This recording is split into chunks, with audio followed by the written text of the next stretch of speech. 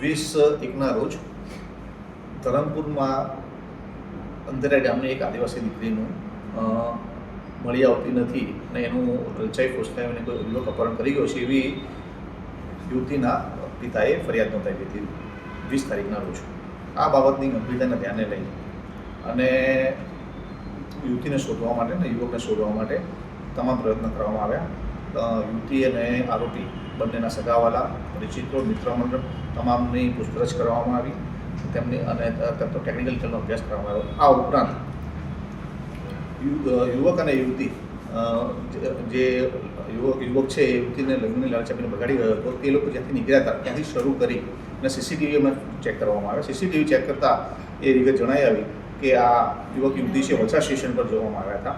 વલસાડ સ્ટેશનથી આવતી જતી ટ્રેનમાં એ કઈ તરફ ગયા છે તે માટે વલસાડ સ્ટેશનના સીસીટીવી જણાવતા તે યુવક યુવતી મુંબઈ તરફ જતી ટ્રેનમાં બેસી અને આગળ ગયા જણાવતા વલસાડથી શરૂ કરી અને મુંબઈ સુધીના તમામ સીસીટીવી બધા ચેક કરવા માટે ધરમપુર સ્થાનિક પોલીસ ઉપરાંત એલસીબીને એનું સુપરવિઝન આપી એલસીબીની વલસાડ સિટી, વલસાડ રૂરલ અને પાડી પોલીસના અધિકારી અને કર્મચારીની અલગ અલગ ટીમો બનાવી અને સમગ્ર રૂટના સીસીટીવી મેળવવા માટે અને ચેક કરવા માટે અને યુવક યુવતીની શોધ માટે મોકલવામાં આવી હતી 4 દિવસ માટે.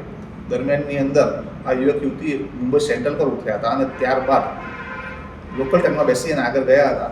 તે પ્રમાણેની હકીકત જણાઈ આવતા આરપીએફના સંકલનમાં રહી તમામ માહિતી આરપીએફને શેર કરવામાં આવી હતી અને જે લોકલ ટ્રેનના રૂટ પરના જે સ્ટેશનો હતા ત્યાં પણ સીસીટીવી ચેક કરવામાં આવ્યું કઈ તરફ ઉતર્યા છે એ કંઈની તપાસ ચાલુ હતી. દરમિયાનમાં આરપીએફની મદદથી આ યુવક યુવતીને મુંબઈ સેન્ટ્રલથી મેળવવામાં આવ્યા હતા અને વેરીફાઈ કર્યા પછી તેમને લઈ અને આઈઓને હસ્તગત કરવામાં આવ્યા હતા.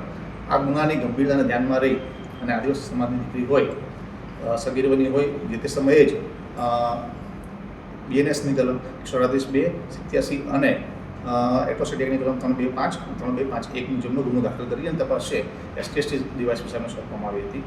તપાસ યુવક યુવતી મળી આવતા અને ત્યાં તપાસના દરમિયાન વિગતો જણાઈ આવતા વડાપ્રધાન પોક્સોની એક્ટની કલમની એડ કરી અને આરોપીને અટક કરવામાં આવેલ છે. આરોપીના નામદાર કોર્ટમાં રજૂ કરતા 28 તારીખ સુધીના રિમાન્ડ આપવામાં આવેલ છે. આરોપીનું નામ છે એ ઉસ્માબિન મહમૂદ પાથિયાન છે અને ઉંમર 27 વર્ષ છે.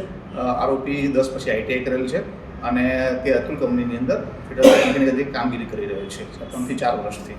સોશિયલ મીડિયામાં એકબીજા સંપર્કમાં હતા અને બીજા રીતે પણ સંપર્કમાં હતા. સોશિયલ મીડિયામાં એકબીજા સાથે સંપર્કમાં હતા, ઇન્સ્ટા પર લોકો વાતચીત કરતા હતા. તે બધી માહિતી તપાસ દરમિયાન ખુલી આવેલી છે.